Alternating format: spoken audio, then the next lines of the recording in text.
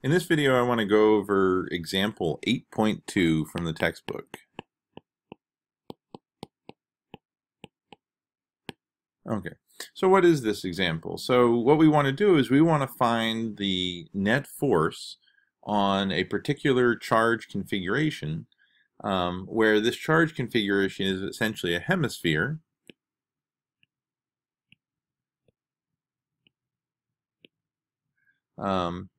And it is, let's see, this is the X, Y, and Z directions. And what we have is this hemisphere which sits in the XY plane.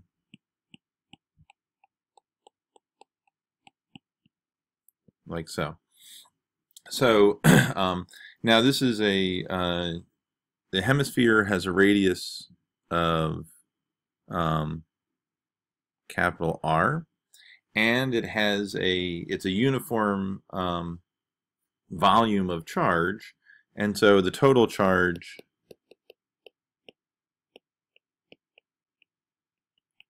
is Q. So we want to find what is the net force on the hemisphere. So basically we have to find out what the forces are on the curved part and what's the forces on the flat part in the XY plane, or the disk. So basically we have two surfaces. We have a disk surface and we have a hemisphere.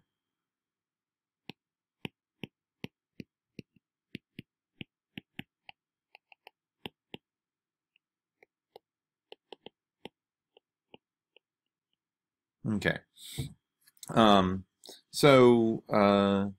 First we'll take a look at the hemisphere.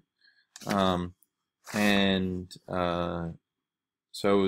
the area we would have to find, so this area vector would be r squared sine theta d phi pointing in the radial direction.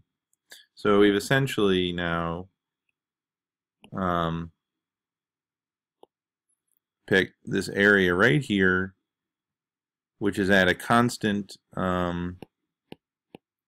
it's at a constant radius distance from the origin, so r squared, so the r doesn't change, and it's only dependent on theta and phi, those two angles. So now the electric field on the outside of this hemisphere would be basically Coulomb's law. The total charge over the radius squared pointing in the radial direction. So we're only considering the curved shape. We haven't considered the disk yet. But if you use Gauss's law on that shape right there, then what you would get is an electric field of this form. Okay. So now let's take a look at this and say, let's write down the unit vector, r hat, which is sine theta cosine phi in the x direction plus sine theta sine phi in the y direction plus cosine theta in the z direction. Okay. So broken it up into the xy components, and since it's spherically symmetric around the z-axis, what you would find is that the sum of the forces in the x direction are going to be 0. The sum of the forces in the y direction are going to be 0, just from symmetry. Now, the z direction, we're only looking at the top part of the hemisphere, and so in that case, the entire force on what we'll call the bowl is just the force in the z direction. So all those z components add up, the x and y components cancel, and in the end we have just to worry about the z direction. So that's good. So when we now figure out the stress tensor, we only have to worry about the z direction, which is, if I write out term by term, tzx dA in the x direction, plus t z y, the area in the y direction, plus t z z, the area in the z direction. Okay. Now that we have that, let's work out the different components. So make some space. So tzx is epsilon naught ez ex, which is epsilon naught q over 4 pi epsilon naught r squared squared. Now times the two components. So the z component is cosine theta. So I would get a cosine theta, sine theta, cosine phi in that component. Tzy would be very similar. That's just epsilon naught ez ey, which if I would get epsilon naught q over 4 pi epsilon naught r squared, quantity squared, cosine theta, sine phi. And now the tzz, you would get epsilon naught over 2. So you get the term where the dot product is between the two of them, the electric fields. And so I would get ez squared minus ex squared minus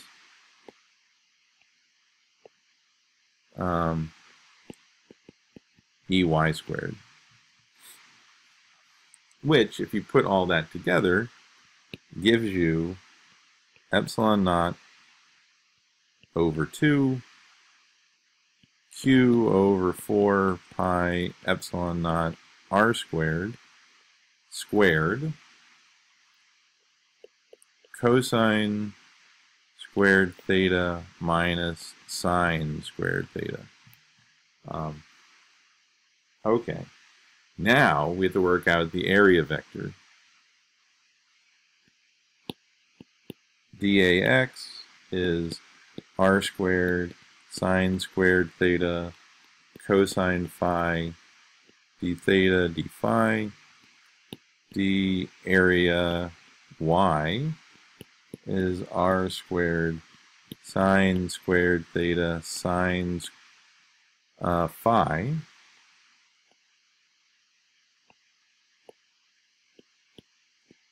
d theta d phi, and d area z is r squared sine theta cosine phi, cosine theta, start again,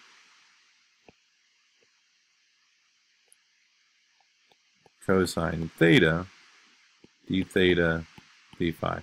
So it looks like we're going kind of a complicated route because we converted a spherical charge distribution into Cartesian coordinates that hopefully will just kind of show that when you put it all together, we'll get kind of a simple result. So when we combine all these terms together, what you get is the stress tensor dotted into the area vector, the z component, is equal to epsilon naught over 2 q over 4 pi epsilon naught r squared squared sine theta cosine theta d theta d phi. We're only looking at the z component of it. We're not looking at the other components. Okay, so then the force that you would get on the bowl is equal to epsilon naught over 2 q over 4 pi epsilon naught r squared quantity squared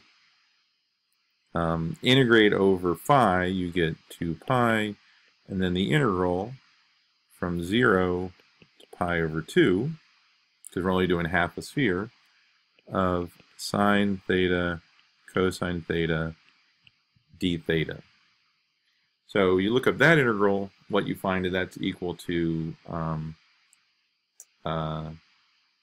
what you get.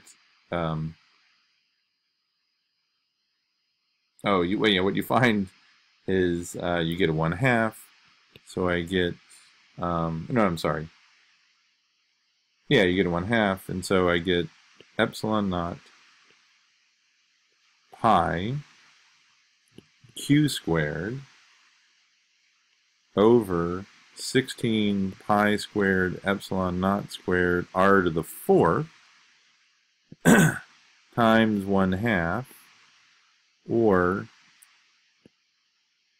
q squared over 4 pi epsilon naught times 8 r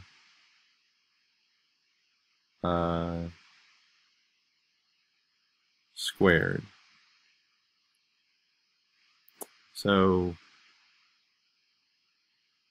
I forgot the r squared. So there's supposed to be an r squared with the area vector. So that r squared, that cancels with that. And so I'm left with an r squared in the denominator. So in the end, this is the force that is felt on the bowl. Basically, the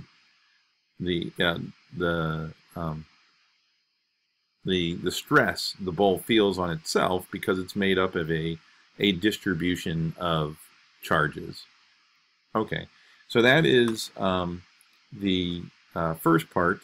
The next part is to work out what the forces are on the disk. And so if we take a look at that, then for the disk, the area vector is minus r dr d phi z. Everything, again, it's only in the z direction. So the electric field that we would get is 1 over 4 pi epsilon naught q r cubed in the r direction. So I instead of using the unit vector r, I'm using the full direction r, which I can write as 1 over 4 pi epsilon naught q over r cubed r cosine phi in the x direction plus sine phi in the y direction, again switching over to Cartesian coordinates. So now if you plug it in and work out the t, z, z component, you would get epsilon naught over 2 ez squared minus ex squared minus ey squared, which in the end, if you work all of that out, gives you minus epsilon naught over 2 q r over 4 pi epsilon naught r cubed quantity squared. And then when you work out the tensor dotted into the area, z component, you get epsilon naught over 2 q over 4 pi epsilon naught r cubed squared r cubed dr d phi. And now if you integrate that to get the total force, the force from the disk turns out to be q squared over 4 pi epsilon naught 16 r squared. So I kind of skipped over a few steps there, but now we have the force on the disk, and you can add those two together and get the total force on the hemisphere.